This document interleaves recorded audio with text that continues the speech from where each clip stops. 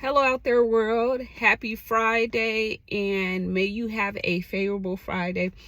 As I shared on yesterday, it is important to share my testimony because that is how I know that I'm nothing without God. That is how we got here today.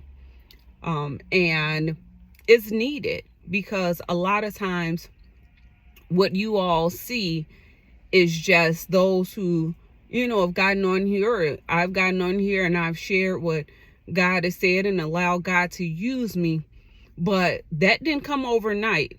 I didn't just get up one morning and say, hey, let me get on these platforms and let me, share what thus said the Lord, or let me be vulnerable, let me be transparent. Any of that came by the things that God had to do through me, around me, and in me. And that's my testimony. And so with that being said, I have always had a relationship with God at a very young age. At the age of 9, I was so on fire for God. And I don't even really believe I knew at that time the magnitude of what it was to be in relationship with God, while I was feeling and experiencing what I was feeling and experiencing. But I was on fire for God.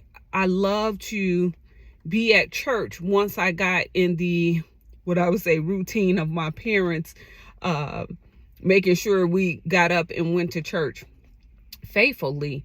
Being in the building was one of those things where it became a love for me. I enjoyed being at church. I enjoyed praying and like really being in relationship with God, because at that age I didn't realize some of the things that were actually being built in me at that time.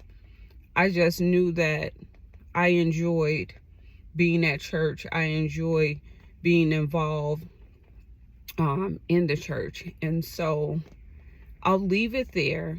And on my next video, I'll continue to share my testimony, because again, our testimonies are what is meant to reach others, not just by getting on here and, let me not say that, but like understanding that, hey, just like you, I've experienced a lot of things, but God helped me to overcome those things.